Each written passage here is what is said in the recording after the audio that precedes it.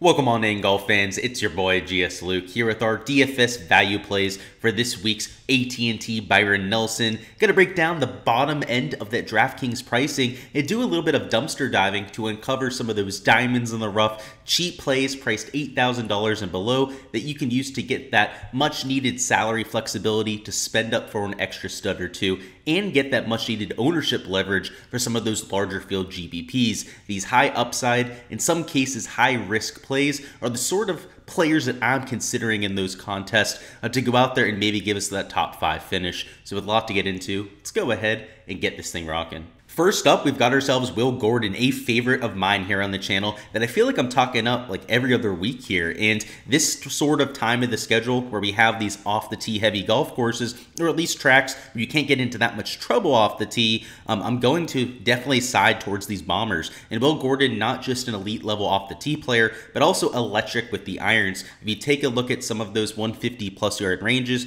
150 to 175, 175 to 200, and all the 200 plus yard ranges, he's top 20 on the PGA Tour. So that's why we liked him at Vedanta.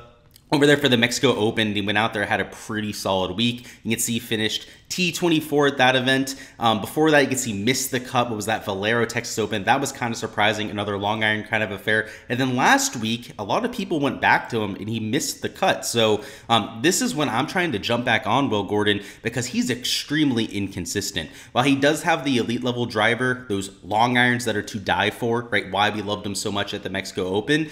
The putter is extremely volatile. He can go out there, he'll gain 2-3 strokes on the greens, and the next week he'll go out there, sometimes lose 4 or 5 strokes, just hemorrhage them, miss the cut, be trunk slamming there on a Friday afternoon. But despite that, over his last 36 measured rounds, he's an exactly neutral putter, which shows you he does have those pop weeks in the positive direction. And typically, when he's able to bring the flat stick to the table, he's getting himself into contention because, like I mentioned, an elite level ball striker that gains off the tee and on approach. You go to the last 12 measured rounds, you'll see that a lot of that holds up. Will Gordon gaining close to half a stroke per round off the tee, maybe closer to what we're used to expecting there. The approach play is slight positive, and the putter actually a positive over the last 12 measured rounds. So I like the way that he's trending. He's capable of gaining 5-6 strokes in an event on the greens. And if he brings that hot putter, I mean, watch out. This guy could be actually winning this golf tournament when it's all said and done. So I'm not betting a bunch of guys towards the bottom of the board this week. I do think that one of those like 20 to 30 to 1 guys are live. Maybe one of those favorites in the 15 to 1 or lower range ends up getting it done. But if it is going to be a quote unquote long shot, I think it's one of these elite level bombers that can get super hot with the putter that'll get it done. And based on Will Gordon's first round leader track record, you know, going out there nuking slates when it comes to showdown, he's the exact kind of guy that I'm looking to get to. So hopefully those missed cuts, you can see missed 2 of the last 3 cuts like we mentioned before, keeps the ownership a little bit lower on him. You can see the modeling long-term doesn't love him, right? He's number 62 in the field. A lot of that is because of his bent grass putting numbers. If we get a sub 12% owned Will Gordon, maybe even a sub 10% owned Will Gordon, I think you're looking at one of the best GBPs plays on the slate. So a lot of it's going to come down to ownership, which of course isn't refined this early on a Tuesday, but I would have to say I'm optimistic at this point that we might get a reasonably owned Will Gordon. Next up, we've got Justin Suh, who I think is a perfect fit for this golf course. Of late has been lighting it up with the putter, and unfortunately for Justin Suh, his worst putting performance of his last 10 starts was at the Honda Classic, where he was number 1 in the field in shots gained tee to green. So if he were just gone out there, done his thing on the greens that week, he would have easily won the Honda, and we're just waiting for that ball striking to return because of late, the putter has been unbelievably hot. I mean, gaining over a stroke per round. The tee to green play has completely fallen off, and despite that, he's still making cuts, right? Despite being horrible with the tee to green play. 59th, finished in 73rd, a couple top 25 finishes before that, and in fact, since the run right around the Honda Classic, he hasn't missed a cut. So a lot of people looking at the recent form are going to be, you know, talked off of a Justin Suh, and I understand the hesitancy, right? Especially he's losing 0.9 strokes per round over that stretch. Miraculously, though, has made every cut. So just slowly but surely churning out results. I know it hasn't been sexy, right? But I mean, he goes out there, he finishes top 10, top 15 at this price tag, and you're going to be thrilled at $7,600. And of everyone in this range, he is by far the most consistent player. A few advanced metrics that help him out this week too is insane on bent grass. He gains a stroke per round on the greens. That's about 0.3 strokes better per round than his already insane baseline. So you gotta love that for Justin Suh. Some of the long iron ranges, kind of similar to Will Gordon. He's top 25 on the PGA Tour in 2 of those ranges. I believe it was the 175 to 200, and then the 250 plus yard range are both plus ranges for Justin Suh. Off the tee, he'd be a little bit inaccurate, especially of late, has been hemorrhaging a few strokes due to penalty strokes off the tee, but at TPC Craig Ranch, a course with some water hazards, but they're easy to avoid. I'm not all that worried about it there. So I like the consistency. Again, it hasn't been sexy of late. Hopefully that keeps the ownership moderate on somebody like a Justin Suh. I do think that he'll get some attention because he's clearly too cheap. He should be like $8,000 in this week of a field. So I do think he'll get at least 10% ownership, but anything sub 12, 15%, I'm going to be more than glad to get that leverage this week. And considering the course fit, the numbers on bent grass, the upside, I love what we're getting here as well. Haven't bet him outright, but I have taken him for the top 5 and top 10 markets. Next up, we've got Adam Schenk, $7,300.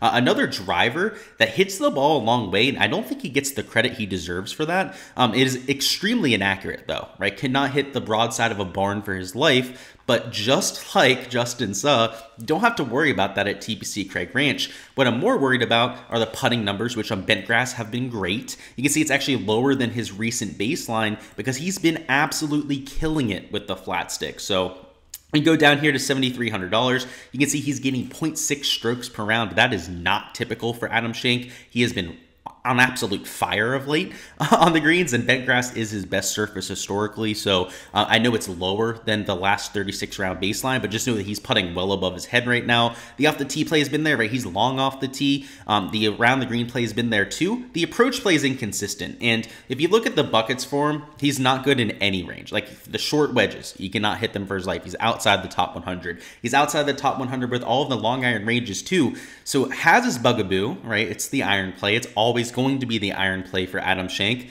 but of late has been pretty consistent, has been getting it done regardless. A few missed cuts here, but had the second place finish at the Valspar, a bunch of made cuts before that. And one thing to note about these 2 missed cuts is that first off, he gained strokes his last time out and missed the cut. I mean, that's hard to do. He gained like 0.8 strokes to the field, so missed the cut right on the number. And that missed cut there, what event was that one?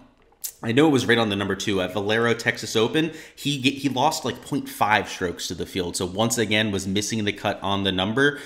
Those aren't too worrisome for me. And if you take a look at all of his missed cuts over the last year, I should say like since the start of 2023, not the actual last calendar year, but over the last 5-6 months, every single missed cut that he's had has either been on the number or 1 stroke off of the cut line. So you're looking at an extremely consistent player, right? Even in his down weeks, he's going to be battling to make that cut.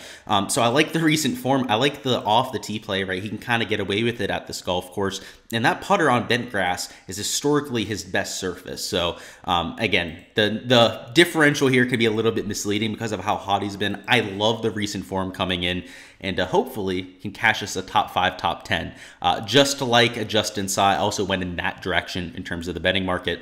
And our last play here is the one that's the most risky. He's also going to be by far the lowest owned. He's also the cheapest of all 4 of these value plays here, and it's Lucas Glover. And the ball striking of late hasn't even been that great for Lucas. That's why he's cheap, right? He would typically be a little bit more expensive, but he's still gaining from tee to green, albeit also ever so slightly, and losing 0.6 strokes per round at the putter. The putter has been horrendous. He has not gained on the greens for God knows how long. You zoom in even more, the putter is still horrendous. Let's see, losing 1.4 strokes per round. But the ball striking is becoming elite level Lucas Glover stuff, right? Gaining a bunch off the tee, hitting almost every fairway, and hitting it a mile. The approach play, he's always been one of the best iron players on tour. And I don't want to say of all time, right? He's not that level, but especially for like a mid to low level player, he's one of, if not the best iron player in that range. And that is still the case, right? Especially over the last 12 rounds. He's gone out there and he's been hitting the ball extremely well. The unfortunate part is the putting, right? And you almost can't get over that. It's like Luke List out there, right? He's putting like Luke List.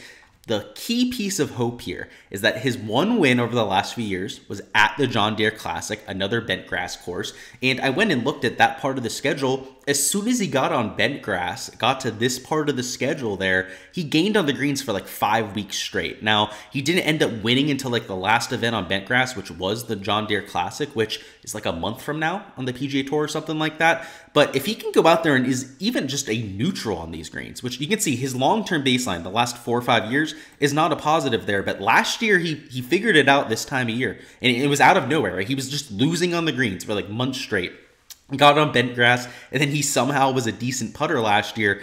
If that happens, he could win this golf tournament. And like, I've bet Lucas Glover outright. Now it's like a 0.1 unit bet. We're not going crazy on him over here, but he has that kind of upside. The ball striking has been there. We know that, right? Lucas Glover, if he gains on the greens, like, he's in contention. Like, period, the end. He's only $6,800. He's probably going to be like 2% owned for DFS this week. Count me in, right? It's a high risk, high upside play that I'll be taking a bunch of these guys down there, right? It won't just be a Lucas Glover this week. There'll be a bunch of high upside, high birdie percentage players that I'm getting to that need to fix one part of their game to get to that top end performance. And sure, it's a low percentage kind of outcome, but when you hit the nuts, right, with someone like a Lucas Glover this week, that's how you win a GPP. It's how you put yourself in position to win a 50,000 to 100,000 entry sort of GPP.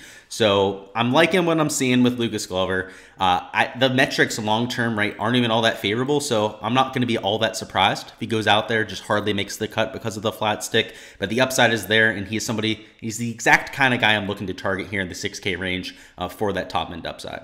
Alrighty guys, that is all I've got for the value plays. Smash that like button on your way out. Also comment your top value play priced $8,000 and below on Draftkings and give me a little reason why. Would love to hear from you guys out there, see who you guys are building behind in your lineups. And until next time, best of luck with all of those lineups you're entering, any outright bets that you decide to go with for this week. Should be a fun one. I know we've had some withdrawals, but it's the week before a major. There's always going to be a little bit of added excitement there. We've got Live Golf on the side as well to try and scout some of those players before they go out there and try and take home their major championship. It'll be interesting. It's a good week for golf, right? And next week at the PGA Championship is only going to be that much better. So stoked for it, stoked for next week as well. Go ahead, comment that top value play, smash that like button, and I'll catch you guys for the weekly live stream, which will be Wednesday at 7 p.m. Eastern. Bring all your questions there. We'll touch on the weather. We'll go through some of the DFS chalk and make sure we're all ready for this week's contest. So see you guys then. Make sure to set that reminder,